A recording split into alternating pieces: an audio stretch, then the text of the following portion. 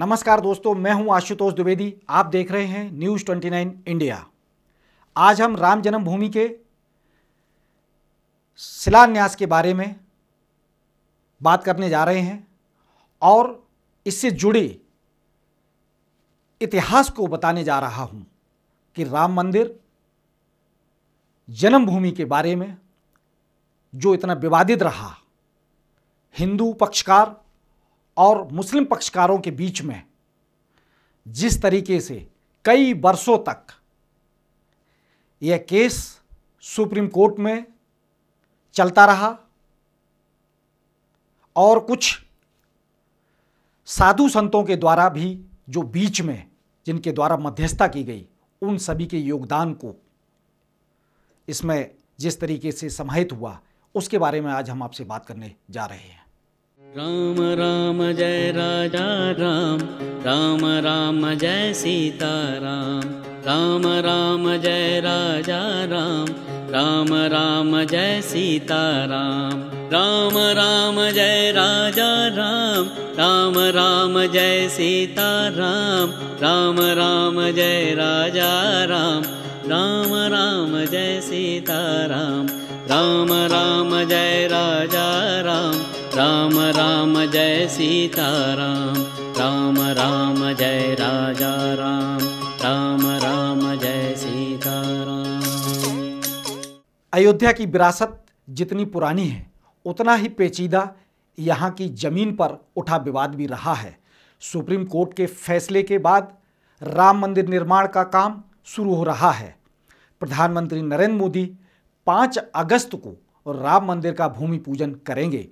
BJP राज में आज भले ही राम मंदिर बनने का सपना साकार हो रहा हो, लेकिन अयोध्या के विवादित स्थल पर मूर्ति रखने, बाबरी का ताला खुलवाने से लेकर राम मंदिर का शिलान्यास और मस्जिद का विध्वंस तक कांग्रेस की सत्ता में रहते हुए हुआ था।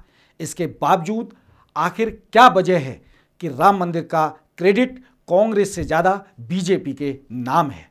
भगवान राम की जन्मभूमि अयोध्या में 1528 में मीर बाकी पर मंदिर गिराकर मस्जिद बनाने का आरोप लगा और बाद में हिंदू मुस्लिम समुदाय में विवाद का यही कारण बना। 1885 में राम मंदिर के निर्माण की मांग उठी और यह मांग करने वाले थे महंत रघुवर दास। 1947 में देश आजाद हुआ और 1948 में महात्मा गांधी की हत्या कर दी गई। इसी के बाद समाजवादियों ने कांग्रेस से अलग होकर अपनी नई पार्टी बनाई और आचार्य नरेंद्र देव समेत सभी विधायकों ने विधानसभा से त्याग पत्र दे दिया। कांग्रेस नेता उत्तर प्रदेश के तत्कालीन मुख्यमंत्री गोविंद वल्लभ पंत ने 1948 में हुए उपचुनाव में फैजाबाद से आचार्य नरेंद्र देव के खिलाफ एक बड़े हिंदू संत बाबा राघव दास को उम्मीदवार बनाया। गोविंद वल्लभ पंत ने अपने भाषणों में बार बार कहा था कि आचार्य नरेंद्र देव भगवान राम को नहीं मानते हैं, वे नास्तिक हैं।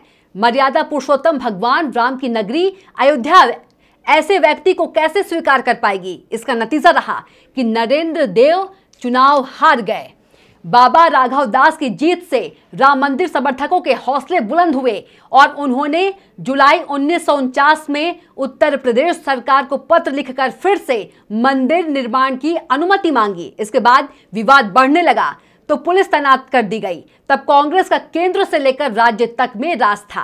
22-23 दिसंबर 1949 की रात विवादित मस्जिद स्थल के अंदर राम, जानकी और लक्ष्मण की मूर्तियां रख दी गई और यह प्रचार किया गया कि भगवान राम ने वहां प्रकट होकर अपने जन्म स्थान पर वापस कब्जा प्राप्त कर लिया है। 1950 में गोपाल सिंह विशारद ने भगवान राम की पूजा अर्चना के लिए अदालत से विशेष इजाजत मांगी थी। महंत परमहंस रामचंद्र दास ने हिंदुओं की पूजा जारी रखने के लिए मुकदमा दायर कर दिया। 80 के दशक में आस्था और मंदिर के आसपास की राजनीति मुख्य केंद्र में आ गई। कांग्रेस में राजीव गांधी का दौर आ चुका था और वीएचपी राम मंदिर मुद्दे को लेकर माहौल बनाने में जुटी हुई थी। 1 फरवरी 1986 को एक स्थानीय अदालत ने विवादित स्थान से मूर्तियां न हटाने और पूजा जारी रखने के आदेश दे दिया। इसके बाद बाबरी का ताला खुला। बीएचपी ही नहीं, बीजेपी ने भी राम मंदिर को अपने एजेंडे में शामिल कर लिया। तत्कालीन प्रधानमंत्री राजीव गांधी ने बीजेपी को मात देने के लिए राम मंदिर के शिलान्यास की अनुमति दे दी। नारायण दत्त तिवारी उस समय सूबे के मुख्यमंत्री थे।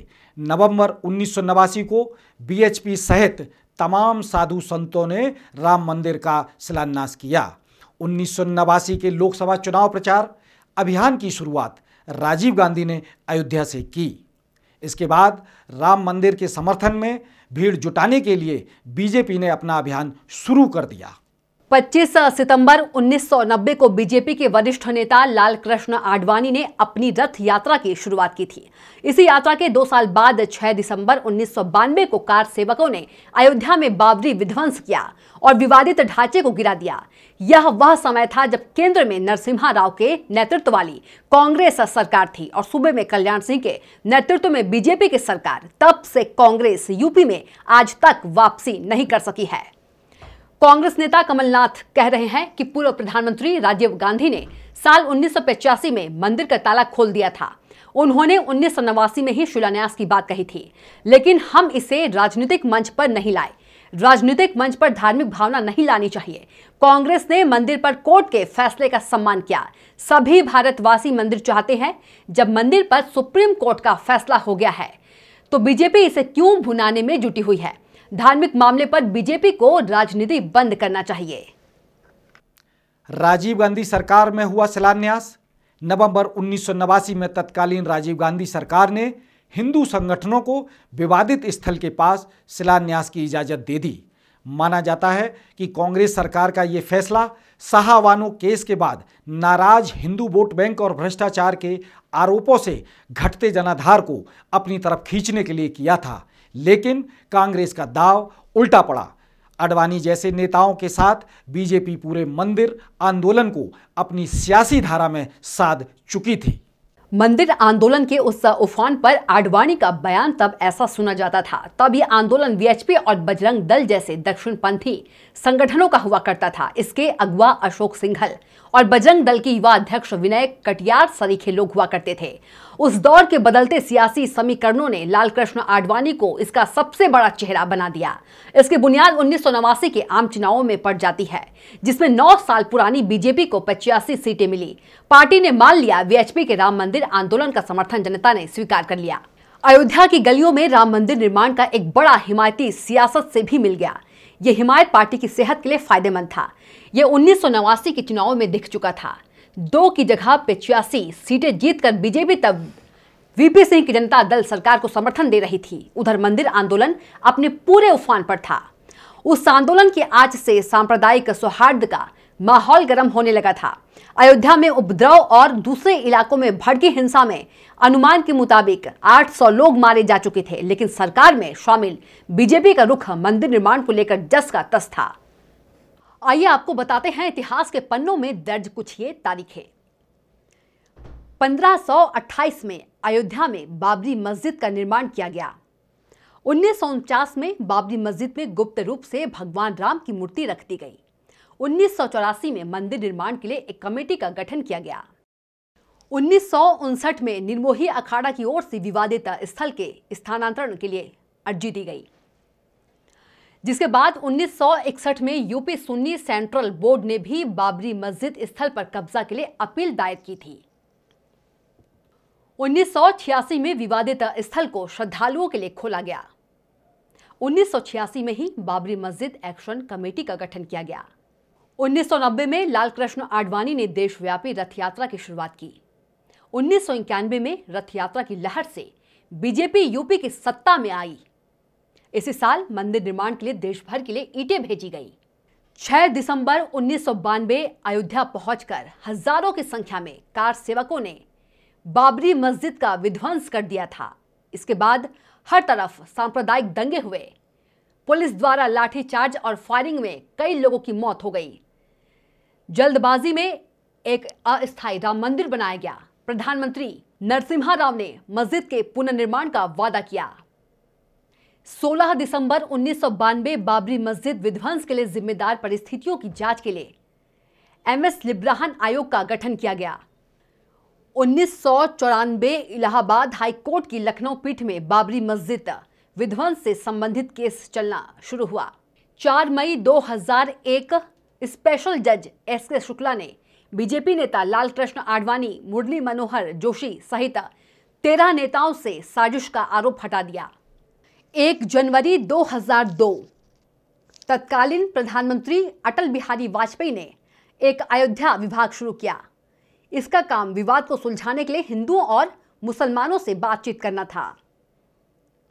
1 अप्रैल 2002 अयोध्या के विवादित स्थल पर मालिकाना हक को लेकर इलाहाबाद हाई कोर्ट के 3 जजों की पीठ ने सुनवाई शुरू कर दी।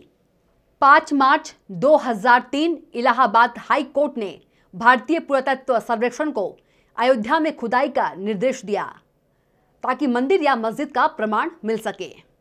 22 अगस्त 2003 भारतीय पुरातत्व सर्वेक्षण ने अयोध्या में खुदाई के बाद इलाहाबाद हाई कोर्ट में रिपोर्ट पेश किया। इसमें कहा गया कि मस्जिद के नीचे 10वीं सदी के मंदिर के अवशेष प्रमाण मिले हैं। मुस्लिमों में इसे लेकर अलग अलग मत थे। इस रिपोर्ट को all India Muslim personal law board ने चैलेंज किया। सितंबर 2003 एक अदालत ने फैसला दिया कि मस्जिद के विध्वंस को उकसाने वाले 7 हिंदू नेताओं को सुनवाई के लिए बुलाया जाए। जुलाई 2009 निब्राहन आयोग ने गठन के 17 साल बाद प्रधानमंत्री मनमोहन सिंह को अपनी रिपोर्ट सौंपी। 28 सितंबर 2010 सुप्रीम कोर्ट ने इलाहाबाद हाई कोर्ट को विवादित मामले में फैसला देने से रोकने वाली याचिका खारिज करते हुए फैसले का मार्ग प्रशस्त किया। 30 सितंबर 2010 इलाहाबाद हाई कोर्ट की लखनऊ पीठ ने ऐतिहासिक फैसला सुनाया। इसके तहत विवादित जमीन को 3 हिस्सों में बांट दिया गया। इसमें एक हिस्सा राम मंदिर, दूसरा सुन्नी वक्फ बोर्ड और निर्मोही अखाड़े को मिला। 9 मई 2011 सुप्रीम कोर्ट ने इलाहाबाद हाई कोर्ट के फैसले पर रोक लगा दी। 21 मार्च 2017 सुप्रीम कोर्ट ने आपसी सहमति से विवाद सुलझाने की बात कही। 19 अप्रैल 2017 सुप्रीम कोर्ट ने बाबरी मस्जिद गिराए जाने के मामले में लाल कृष्ण आडवाणी, मुरली मनोहर जोशी, उमा भारती सहित बीजेपी और आरएसएस के कई नेताओं के खिलाफ आपराधिक केस चलाने का आदेश दिया। 9 नवंबर 2017 उत्तर प्रदेश के मुख्यमंत्री योगी आदित्यनाथ से मुलाकात के बाद शिया वक्फ बोर्ड के चेयरमैन वसीम रिजवी ने बड़ा बयान दिया था। रिजवी ने कहा कि अयोध्या में विवादित स्थल पर राम मंदिर बनना चाहिए, वहां से दूर हटके मस्जिद का निर्माण किया जाए। 16 नवंबर 2017 आध्यात्मिक गुरु श्री श्री रविशंकर ने मामले को सुलझाने के लिए मध्यस्थता करने की कोशिश की। उन्होंने कई पक्षों से मुलाकात की।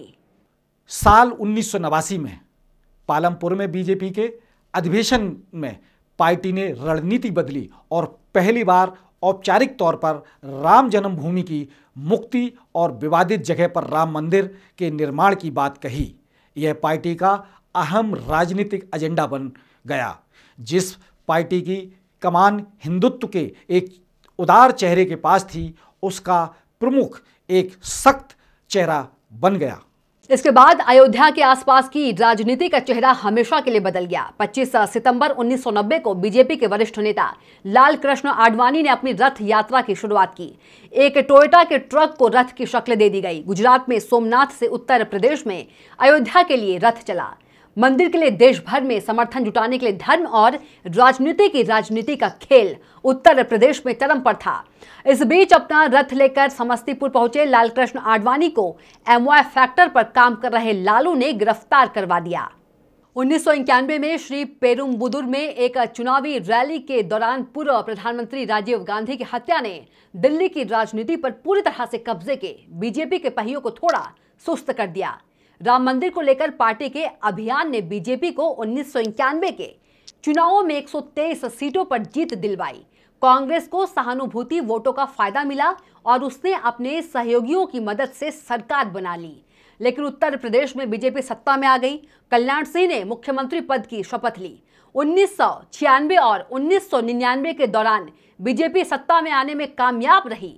कुछ समय के लिए 1996 में और 1999 में पूरी तरह से वाजपेयी की अगुवाई में एनडीए की सरकार बनी। राम राम जय राजा राम, राम राम जय सीता राम, राम राम जय राजा राम, राम राम जय सीताराम। राम राम जय राजा राम, राम राम जय सीताराम। राम राम जय राजा राम, राम राम जय सीताराम। राम राम जय राजा राम, राम राम जय सीताराम।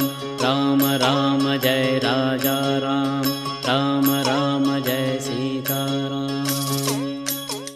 जैसा कि आप लोगों ने देखा, बरसों तक यह केस न्यायालय में चलता रहा। न्यायालय का सम्मान हुआ, उसके आदेश का सम्मान हुआ, चाहे वो हिंदू धर्म के लोग हों, चाहे वो मुस्लिम धर्म के लोग हों, सभी ने कोर्ट के फैसले को सर्वसम्मति से माना। कोर्ट का जो भी आदेश रहा, सभी ने सिर आंखों पे लिया। कल 5 अगस्त है और 5 अगस्त को हमारे देश के प्रधानमंत्री नरेंद्र मोदी राम जन्मभूमि का शिलान्यास करने जा रहे हैं। हजारों की तादाद में लोग इस बात को अपने मन में सजोए बैठे हैं। लाखों लोग जो चाहते हैं कि राम मंदिर का निर्माण हो। यहाँ तक कि कांग्रेस के लोग भी राम मंदिर निर्माण के लिए आगे बढ़कर आए। उन्होंने कहा है ये भारत देश ही है जिसमें राम मंदिर का निर्माण होना संभव है। यहाँ की तासीर ही अलग है, गंगा जमनी तहजीब है। यहाँ के लोग धर्म के नाम पर राजनीति को ज़्यादा बढ़ावा नहीं देना चाहते हैं। देखिए, आप कल राम मंदिर का शिलान्यास है और साधु संतों का एक जमावड़ा भी होगा जिसमें मुख्य लोगों को बुलाया गया है। इसमें इकबाल अंसारी को भी न्योता दिया गया है।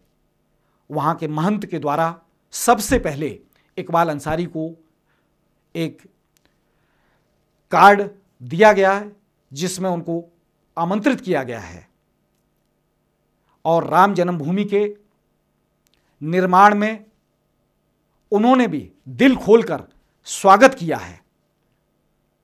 देखते रहिए न्यूज़ 29 इंडिया, एक देश सारे प्रदेश। राम राम जय राजा राम, राम राम जय सीताराम। राम राम जय राजा राम, राम राम जय सीताराम। राम राम जय राजा राम, राम राम जय सीताराम। राम राम जय राजा राम, राम राम जय सीताराम। राम राम जय राजा राम, राम राम जय सीताराम। राम राम जय राजा राम।